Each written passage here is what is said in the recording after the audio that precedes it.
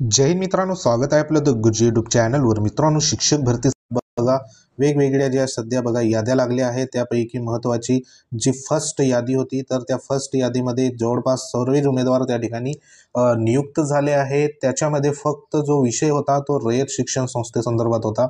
कारण या ठिकाणी बघा फर्स्ट यादीमधील देखील संपूर्ण उमेदवार रुजू झाले आहेत। त्यानंतर कन्वर्ट यादीमधील देखील जे उमेदवार होते ते देखील बघा त्यांचं डॉक्युमेंट व्हेरिफिकेशन होऊन ज्या ज्या आस्थापनामध्ये शिफारस झाली होती ते देखील रुजू झाले।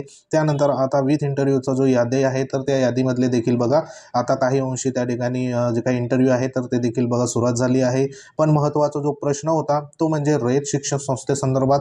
कारण रयत शिक्षण संस्थेसंदर्भात जे उमेदवारांचं सध्या शिफारस झाली आहे, तर रयतमध्ये जे शिफारस पात्र उमेदवार आहे तर ते बघा टेट परीक्षेमध्ये जे टॉपचे उमेदवार होते तर ते टॉपचे उमेदवार सध्या या ठिकाणी शिफारस झाली होती। आणि एवढी गुणवत्ता सिद्ध करूनही त्यांना जी काही पुढील प्रक्रिया असेल तर ती प्रक्रिया म्हणजे त्या ठिकाणी कोणत्याही प्रकारचं डॉक्युमेंट व्हेरिफिकेशन किंवा कोणत्याही प्रकारची प्रक्रिया झाली नाही। कारण आपल्या सर्वांना माहिती आहे की त्या ठिकाणी कोर्ट केस असल्यामुळे बघा पुढील प्रक्रिया त्या रयत शिक्षण संस्थेमध्ये कोणत्याही प्रकारची त्या ठिकाणी झालेली नाही। तर एकंदरीत ह्या रयत शिक्षण संस्थेची जी जाहिरात आली होती, तर ह्या स्क्रीनवर तुम्हाला दिसत आहे, तर ही रयत शिक्षण संस्थेची जाहिरात आहे। तर ही पवित्र प्रणालीवर आली होती आणि रयत शिक्षण संस्थेमध्ये जवळपास 808 पदांची जी जाहिरात होती, तर ती 808 पदांची या ठिकाणी बघा एकूण पदं दिसत आहे। म्हणजे एवढे उमेदवारांची त्या ठिकाणी जाहिरात आली होती आणि सध्या उमेदवार शिफारस झाले आहे। शिफारस होऊनही बघा पुढील जी प्रक्रिया आहे तर ती कोणत्याही प्रकारची होऊ शकली नाही। तर त्या निमित्ताने सध्या जे काही महत्त्वाचं ह्या ठिकाणी एक बेमुदत ह्या ठिकाणी धरणे आंदोलन सध्या पुकारण्यात आलं आहे। रयत शिक्षण संस्था मध्ये जे पवित्र पोर्टल मार्फत बघा शिफारस झालेले भावी रयत सेवक आहे, तर त्यांच्या वतीने तर आपला जो गुरुजी अँड टीमकडनं बघा त्यांना फुल सपोर्ट असणार आहे।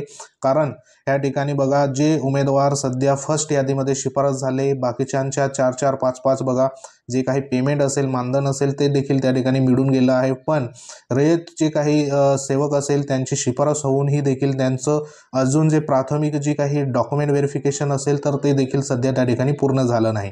कारण कोर्ट केस असल्यामुळे जो काही मुद्दा आहे तर तो मुद्दा म्हणजे ह्या ठिकाणी सध्या न्याय प्रविष्ट असल्यामुळे प्रत्येक जे काही प्रक्रिया असेल तर ती ह्या ठिकाणी थांबवून ठेवली आहे। तर त्या अनुषंगाने सध्या all India youth federation Maharashtra ह्यांच्या बघा संयुक्त म्हणजे ह्यांच्या सहकार्याने पवित्र पोर्टल मार्फत शिफारस पात्र भावी रयत सेवकाच्या वतीने इथं बेमुदत धरणे आंदोलन ह्या ठिकाणी पुकारण्यात आलं आहे।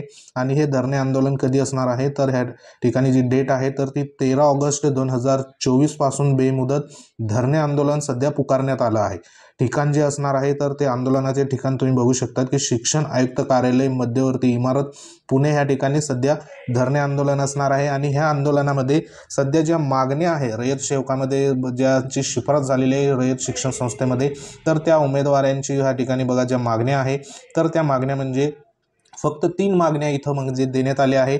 त्याच्यामध्ये पहिली जी मागणी आहे, रयत संस्थेत शिफारस पात्र उमेदवारांना 5 महिने अगोदरच्या तारखेचं बघा नियुक्तीपत्र द्यावे, अशी ही पहिली मागणी इथं देण्यात आली आहे। आणि ती बघा साहजिक आहे, कारण सध्या जे उर्वरित जे उमेदवार होते ह्यांच्याबरोबर सध्या सिलेक्ट झालेले फर्स्ट यादीमधले तर ते उमेदवार ज्यांचं जिल्हा परिषद महानगरपालिकामध्ये बघा शिफारस झाली आहे, तर त्यांचे 4-4, 5-5 जे काही पेमेंट असेल, मानधन असेल तर ते 5-5 महिन्याचं सध्या त्या ठिकाणी बघा निघणार आहे। बाकीच्यांना 2 महिन्याचं 3 महिन्याचं सध्या बघा पेमेंट्स देखील बघा मिळालेलं आहे। आणि ह्यांचं जे बाकीच्यांच्या लिस्टमधील म्हणजे फर्स्ट यादीमध्ये जे उमेदवार सध्या नियुक्त झाले होते तर त्यांच्या प्रमाणे ह्या ठिकाणी 5 महिने अगोदरची जी काही तारीख आहे तर ती नियुक्तीपत्रामध्ये ह्या ठिकाणी बघा मिळावी। कारण आपल्याला माहिती आहे की जे सध्या 5 महिने देखील बघा खूप महत्त्वाचे असणार आहे। कारण आपल्याला पुढील जे काही शिक्षण सेवक कालावधी आहे तर तो 3 वर्षासाठी बघा आहे। तर त्या संदर्भात एवढे महिने सध्या जर नियुक्ती जर मिळाली नाही तर शिक्षण सेवक कालावधी नेमका कधी पूर्ण होणार आणि केव्हा ते पूर्ण जे काही पेमेंट असेल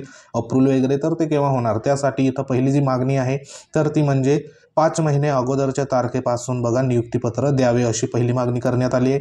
त्यानंतर दुसरी जी मागणी आहे ती रयत संस्थेच्या नियुक्ती होत नसेल तर स्थानिक स्वराज्य संस्थेमध्ये समायोजन करून नियुक्ती आदेश द्यावेत आणि नियुक्ती पात्र उमेदवारांना नियुक्ती आदेश मिळेपर्यंत किमान वेतन लागू करावे, असं देखील इथं दुसरी मागणी केलेली आहे। जर सध्या नियुक्ती होत नसेल तर स्थानिक स्वराज्य संस्थेमध्ये समायोजन करून द्यायचं आहे, असं देखील इथं दुसरी मागणी सध्या बघा करण्यात आली आहे. त्यानंतर तिसरी जी मागणी आहे ती म्हणजे शिक्षक भरतीत पडलेला खंड आणि वयोमर्यादेची जी काही सहानुभूतीपूर्वक विचार करून शिक्षण सेवक पद रद्द करावे, अशी देखील इथं 3 मागणी करण्यात आली आहे. तर सध्या नियुक्ती अथवा समायोजन हा महत्त्वाचा इथं मुद्दा घेण्यात आला आहे रयत सेवकांच्या वतीने, जे शिफारस पात्र आहे त्यांच्या वतीने. त्यांनी बघा त्या ठिकाणी अन्यथा ह्या ठिकाणी बेमुदत आंदोलन सध्या करू, असं देखील सध्या म्हणण्यात आलेलं आहे. तर जे रयत शिक्षण सेवकांना या ठिकाणी जे आंदोलन सध्या होणार आहे बेमुदत आंदोलन, तर 13 ऑगस्ट 2024 पासून सध्या होणार आहे. तर त्यांना सपोर्ट करा, जेणेकरून त्यांना देखील बघा जी काही पुढील प्रक्रिया असेल नियुक्ती संदर्भात तर ती त्यांना बघा या ठिकाणी मिळू शकेल. तर असं एक हे महत्त्वाचं बेमुदत आंदोलन सध्या पुकारण्यात आलं आहे आणि त्यांना जे साथ देत आहे तर ते म्हणजे ऑल इंडिया यूथ फेडरेशन आहे तर महाराष्ट्र राज्याची. तर त्यांच्या वतीने बघा त्यांच्या सहकार्याने सध्या जे काही बेमुदत धरणे आंदोलन आहे तर ते पुकारण्यात आलं आहे. तर नक्कीच ह्यांना न्याय मिळो अशा पद्धतीने आपण ह्यांना देखील बघा सपोर्ट करणे गरजेचं आहे, कारण हे देखील जे काही टॉपचे उमेदवार होते तर ते कित्येक महिने म्हणजे जवळपास बघा 4-5 महिन्यापासून सध्या या ठिकाणी जो मुद्दा प्रलंबित आहे, बाकीचे उमेदवार शाळेवर रुजू आहे आणि हे सध्या या ठिकाणी बघा घरीच असल्यामुळे संबंधित उमेदवारांना देखील वाटते की आपली देखील कुठंतरी नियुक्ती व्हावं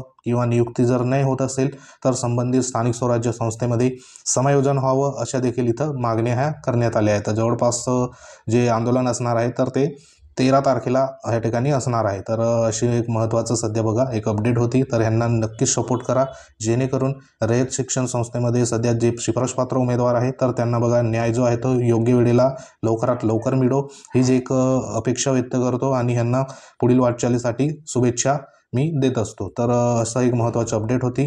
तर नक्कीच सहभागी घ्या, त्यांना देखील सपोर्ट करा. तर भेटू आपण एखाद्या महत्त्वाच्या इन्फॉर्मेशनमध्ये. तोपर्यंत जय हिंद, वंदे मातरम.